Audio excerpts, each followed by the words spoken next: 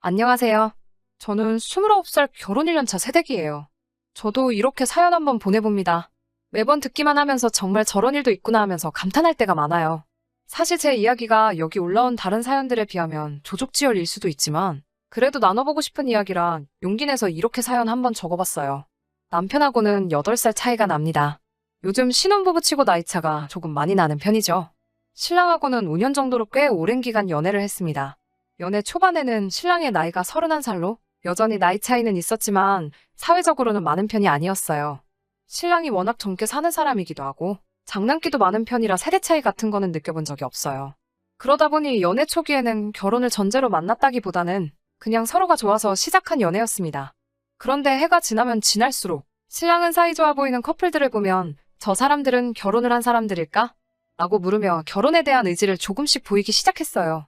프로포즈는 받지 못했지만 그런 신랑의 모습에 저도 27이면 슬슬 결혼 생각도 해야 할 나이였으니 이 남자라면 평생을 같이 해도 되겠다는 생각이 들게 되어서 저희는 연애 3년 차부터는 결혼을 전제로 만나는 연애를 시작하게 되었습니다. 주변을 둘러봐도 신랑만한 남자가 없다고 생각하기도 했고 만나온 기간이 길어서 그랬나 정도 많이 들었으니까요. 결혼을 전제로 만남을 가지다 보니까 자연스럽게 양가 부모님하고도 얼굴을 트게 되었어요. 상견례 날이 잡히기 전까지 양가 부모님들끼리 만난 적은 없지만 신랑과 저는 양가 부모님들하고 많은 시간을 보냈어요. 친정은 지방이라 그렇게 자주 찾아뵙지는 못했지만 시댁은 비교적 가까운 곳에 위치해 있었기 때문에 그만큼 자주 찾아뵈었습니다. 신랑의 장난기를 그대로 물려주신 것만 같은 재미있고 위트 있으신 시아버지와 조용하시지만 시원시원하게 할 말 다 하시는 시어머니가 저는 정말 좋았어요. 결혼 준비를 하면서 그렇다 할 큰 문제도 없었습니다. 오히려 제 주변에서 난리였어요. 신혼집을 시댁에서 가까운 곳으로 잡게 되었거든요. 친정부모님도 그렇고 제 주변 직장 선배며 친구들까지 그것만큼은 피하라고 했는데 저는 아니라고 우리 시부모님들은 굉장히 좋은 분이시라 설명하며 제 귀를 닫고 듣지를 않았어요. 신랑의 나이도 있고 해서 이세계획이 급하게 있었기 때문에 아이가 생기면 케어를 해주신다는 시어머니의 말씀 아래 주변에 만류해도 신혼집은 시댁 근처로 잡게 되었습니다. 실제로 결혼 준비는 순탄키만 했고 적당한 전셋집에 적당한 혼수, 예단까지 아무 일도 없이 조용히 전부 넘어갔습니다.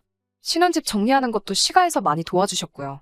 결혼 전에는 남편이 홍기 다 놓쳐가는 걸 구제해줬다며 우리 며느리 하시면서 저에게 간이고 쓸개고 다 빼주실 것 마냥 행동하셨던 시부모님이 변하신 건 결혼한 직후부터였습니다.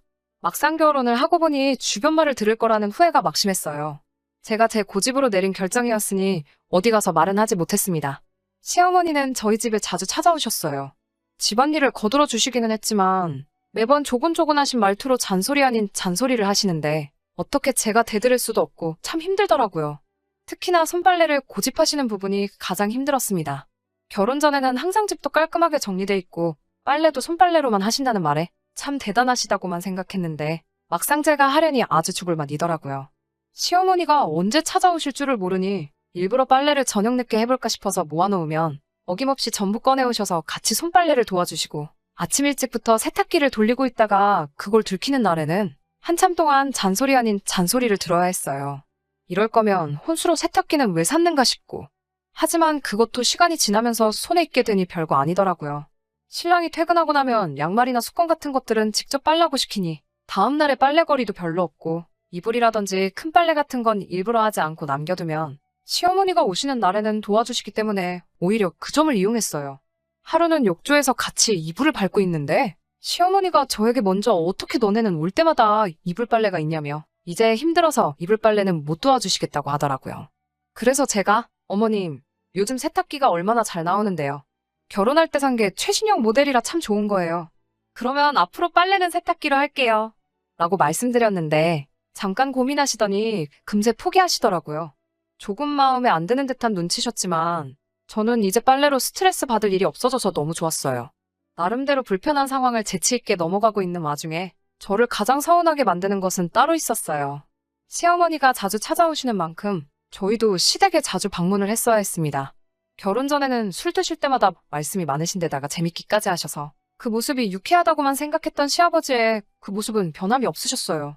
단지 술 마시는 날이 너무 잦으신 게 문제였어요. 거기서 끝나면 다행인데 늘 술만 드시면 신랑에게 전화를 걸어 술 심부름을 시킨다던가 우리 부부를 불러 집에 와서 같이 한잔하고 가라고 자주 저희를 부르셨습니다. 시아버지가 또 그냥은 술을 드시는 분이 아니셨기 때문에 항상 술자리는 진수성찬이었어요. 처음엔 가는 게 귀찮고 부담스러웠지만 이것도 적응이 되니까 남은 음식도 잔뜩 싸오고 그러는 김에 시가의 냉장고까지 털어서 오면서 나름대로 실속도 챙겼죠. 저는 저 나름대로 불편했던 점들을 좋은 게 좋은 거라는 마음으로 나름 재치 있게 풀어나가고 있다는 생각을 했는데 시어머니는 저의 그런 점이 얄미웠던 건지 마음에 안 드셨나 봐요. 제가 아이를 가질 계획에 결혼 후에는 술을 입에도 가져다 대지 않았는데 어느 날부터인가 그런 제 모습을 보면서 그렇게 저희가 시댁에 찾아간 날이면 저를 따로 식탁으로 부르셨어요. 남편하고 시아버지는 거하게 차려진 술상에서 술을 주거니 받거니 하고 계시는 동안 저는 시어머니와 식탁에 마주보고 앉아 따로 식사를 하게 되었어요. 우리는 술도 안 먹으니까 이거나 먹자고 하면서 따로 식사를 준비하셨더라고요. 그런데 식탁 위에는 누가 봐도 전날 드시던 음식들이 올라와 있었습니다. 어떤 날에는 아예 대놓고 이건 어제 한 거라고 먹어도 괜찮은 거라고 하시면서 저에게 잔반 처리를 계속해서 시키셨어요. 남편은 이따금씩 제 눈치를 보면서 술 마시다 말고 식탁에 기웃대면서 저에게 와서는 자기야, 뭐 먹어? 하면서 제가 먹고 있는 잔반들을 쓱 보고는 맛있어 보인다고 말하고 한 입씩 바꿔 먹겠냐며 제 밥그릇 위에 한 움큼 덜어주고 가거나 아예 그릇째로 들고 와서 제 입에 넣어주기도 했어요. 시어머니는 완전 새모눈을 떠서 그런 저희를 노려보셨는데 그러면 제가 어머님, 아직 저희 신혼이잖아요 하면서 너스레를 떨었죠. 그 모습에 분해하시는 듯한 시어머니 반응을 보니 이건 이제는 시어머니와 저 사이에 남들은 눈치채지 못하는 작은 기싸움 같은 걸로 변해 있었습니다. 대놓고 나쁜 시어머니 역할은 신랑이 항상 제 편을 들어주니 못하시는 것 같았고 사사건건이 아주 작은 일들만 가지고 트집을 잡으셨어요. 신랑도 이 상황을 알고 있기는 했지만 괜히 자기가 껴들어서 시어머니와 제 사이가 나빠지는 것도 원치 않았고 저도 그 심정이 이해가 되어서 신랑에게는 별다른 말을 하지는 않았습니다. 지난 추석이었어요. 시국이 그렇다 보니 온 가족이 모이기는 힘들 것 같아서 저희는 먼저 친정을 방문했어요. 친정은 거리도 있고 한데다가 아주버님 댁가 먼저 방문하시면 사람이 너무 많을 것 같아서 내린 결정이었습니다. 친정에서 이틀을 보내고 집에 돌아와 짐을 풀고 시댁으로 향했습니다. 시댁에서 시간을 보내고 저녁 식사 시간이 되니 명색이 명절이라고 전날에 이것저것 준비하셨더라고요. 갈비찜에 잡채에 맛있는 음식들이 많았지만 저는 대번에 이 음식이 저를 위한 게 아니란 걸 눈치챌 수 있었어요. 갈비찜이며 전이며 하는 것들은 전부 매번 시아버지와 남편 둘이서 술을 대작하는 상위로 차려지기 시작했고 시어머니는 냉장고에서 밑반찬들을 꺼내와서 따로 식사 준비를 하고 있었기 때문이에요. 언젠가 제가 고등어만큼은 특유의 그 비린내 때문에 잘 못 먹는다고 했는데 의도하셨는지 그날따라 우연히 겹친 건지는 모르겠지만 어제 아주버님 내가 먹다가 남은 건데 버리긴 아까워서 그러니 같이 먹자꾸나 하시면서 고등어 구이를 떡하니 식탁 위에 올리시더라고요. 전자레인지로 대충 데워서 말라 비틀어지기는 더 말라 비틀어져 있고 비린내까지 올라오는 고등어 구이를 보고 있으니 저녁 먹을 마음까지 다 달아나는 것 같았어요. 심지어 반 정도는 이미 다 먹은 상태고 깍두기 국물인지 뭔지 모를 김치 국물 같은 게 살코기에 떡하니 묻어서 같이 말라붙어 있더라고요. 그래도 시어머니가 솜씨가 좋으셔서 밑반찬하고 밥을 먹어도 꽤나 괜찮은 식사였기 때문에 되도록 고등어를 피해가면서 식사를 하고 있었어요. 그런데 시어머니가 저보고 왜 이렇게 깨작깨작 먹냐면서 이것도 먹어보라고 하면서 그 비린내 나는 고등어를 제 밥 위에 올려주시더라고요. 그래서 제가 어머님께 이거 상한 것 같다고 비린내가 너무 심하게 나서 못 먹겠다고 하니 이렇게 맛만 좋은데 어디가 상했느냐며 계속해서 살을 발라서 제 밥 위에 올려주시는데 먹기 싫었지만 최대한 표정 관리하면서 전부 먹었습니다. 일부러 시어머니한테 대들면서까지 일을 크게 만들고 싶지는 않았거든요. 억지로 꾸역꾸역 밥을 밀어넣고 뒷정리를 도와드린 뒤에 자고 가라고 준비해두신 손님 방으로 들어갔어요. 저녁도 부실하게 먹으니 속상하기도 하고 서럽더라고요. 기분 전환이라도 할 겸 친정에서 돌아오는 길에 차 안에서 군것질 하려고 가져왔던 초콜릿을 꺼냈어요. 밥을 부실하게 먹어서 그런가?